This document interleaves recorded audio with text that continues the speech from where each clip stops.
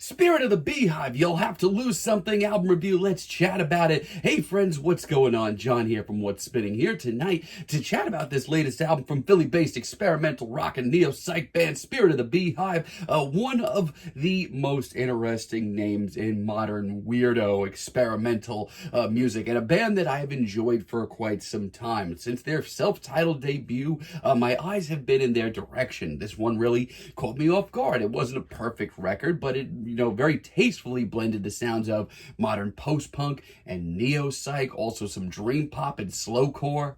And I was very curious to hear more, even if for the next few years I was kind of let down by Spirit of the Beehive. And I know that this is a very sacred time in the band's discography, but I've never been into EPs like You Are Arrived, But You've Been Cheated. Yeah, sorry. Yeah, there's some good, decent moments, but there's also a lot of moments that just really washed right by, didn't really push me. A lot of the same feelings on Pleasure Sucker as well, and I know people love that record, but for me, around this time, the band was sounding so wishy-washy. It was 2018's Hypnagogic that really got me back on track. This, for me, was the perfect medium for the band. Songwriting-wise, the record was engaging. Production-wise, it was absolutely eye-opening. And overall, it just felt like Spirit of the Beehive were really cooking with gas. And I've continued to stay hooked. Their last album, Entertainment Death, it was one of my favorite records of the year that it dropped. And it is, for me, an album that I usually genuinely push towards people when they want to get into the weirder side of modern music. Also, the I'm So Lucky EP that dropped last year.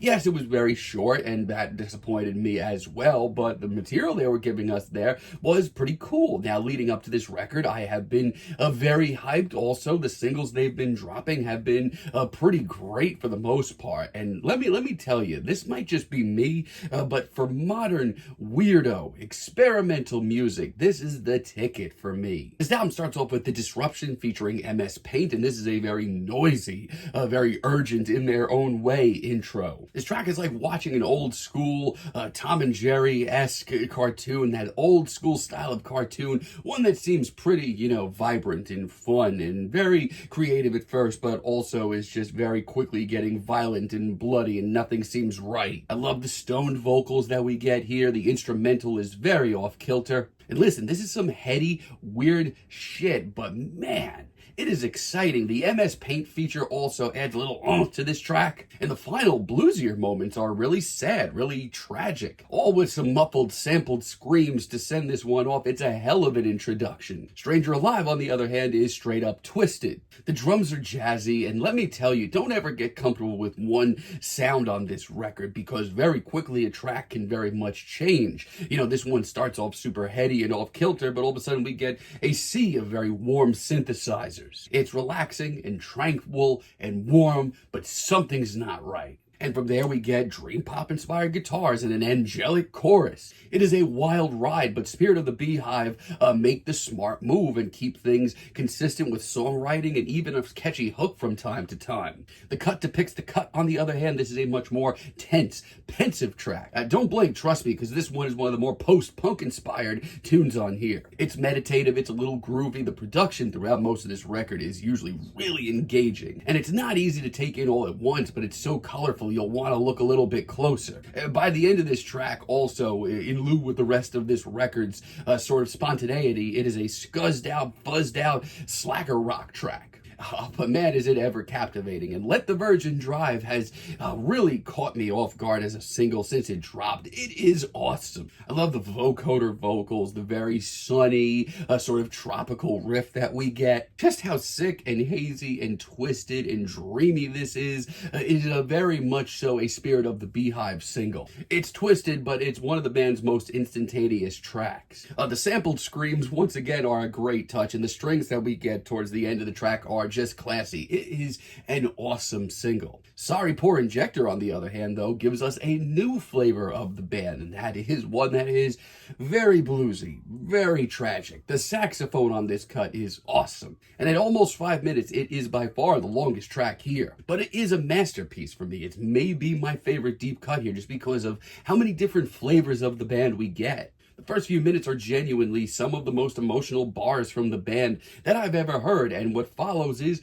some of the most influenced dream pop that we got. Some of the most dream pop sounding material that we've ever got from the band. They've toyed with it since their first record. It's dramatic, my friends, and epic as hell. Love Found a Body, too. This is the most subtle track of the bunch so far. The band shows serious restraint here. It's patient, it's pensive, it's so incredibly dreamy once again. This whole album has this surreal film surrounding it. But Spirit of the Beehive, once again, lock in on some very inviting yet twisted grooves. It is so cool. I mean, honestly, this album is nothing but a pleasure for me to listen to. It's a feast for people who like their music freaky, and man, I feel like this is one of Spirit of the Beehive's best work. But I will say this, the one critique that I do have is Earth Kit as a finale. This record has breezed by being a weird, colorful explosion of just freaky experimental ideas, and that's something that excites me. But then I hear this as a finale, and man, does it ever sound like they dropped the ball. The ideas of this album have been so fresh, then this sounds like a damn afterthought. The opening noise piece that we get is more grating than anything, and what follows is just clumsy. By the end of this track, I'm just shocked that this made the cut. I'm really underwhelmed. It's by far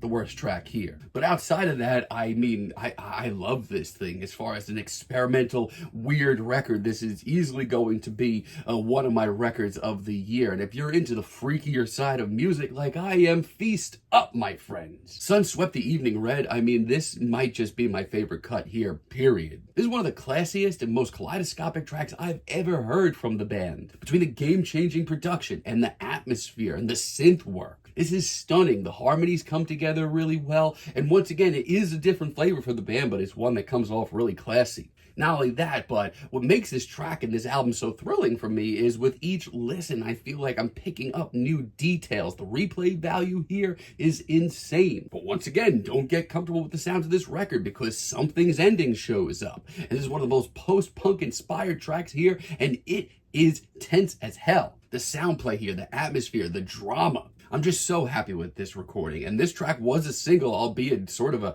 interlude of sorts, but it's a really, really good one that raises the tension, creates some drama. I've Been Evil, I mean, this track is just home for me. This brings me back to, like, their self-titled debut. It's that driven, oddball, wordy post-punk that I fell in love with years ago, and it still sounds really fresh. And yeah, once again, this was a single. My thoughts really haven't changed since I reacted to it. I love the drive here. I love the riff. It's got some great weirdo energy, but it's also really inviting, which seems to be the theme for this entire record. 1/500, I love this track so much. It's simultaneously really breezy and carefree, but nothing ever sounds safe about it. It's such a great track, and once again, this is another flavor of the band that we really haven't heard dived into this much. It's sunny and emotional, but the production and the amount of tricks that the band has up their sleeves makes it another feast. I feel like just listening to this record every time, I feel like I'm almost listening to it for the first time. And Duplicate spotted late into the album. I don't even know where the hell this track came from because this is straight hellish. I mean, the strummed fiddle on this track, my God. And yes, it does open up with some very warm, inviting synths once again. But this is still Spirit of the Beehive's game, and no matter how carefree and breezy this track gets, it still very much is uncomfortable beneath the surface. It's twisted and surreal. Yeah, this album may not be for the faint of heart, but if you are into modern experimental music, or you are looking to get into modern experimental music, this is an album that you're going to want to check out ASAP. Oh, also, the final synth odyssey on this track absolutely brought a tear to my eye. Yeah, I'm loving this record. This, to me, is right where Spirit of the Beehive should be. Not only are they progressing their sound with some stellar production and the same invitingly weird sound that they've done for years, pumped up to the max with some awesome new additions and some emotional cuts and some warm synths. Where can this album go wrong? I mean, listening to this record, every time I listen to it, I'm hearing new details. The replay value here is insane. And yeah, the album's finale is not really that good. As a matter of fact, it's one of the worst tracks I've heard from the band in a while, but I still very much am feeling a light 9 on this record. But let me know what you all think down below. If you liked the video, be sure to give us a like, give us a subscribe, and let me know down below what you would like for me to chat about in the future. And until next time, have a great day, friends.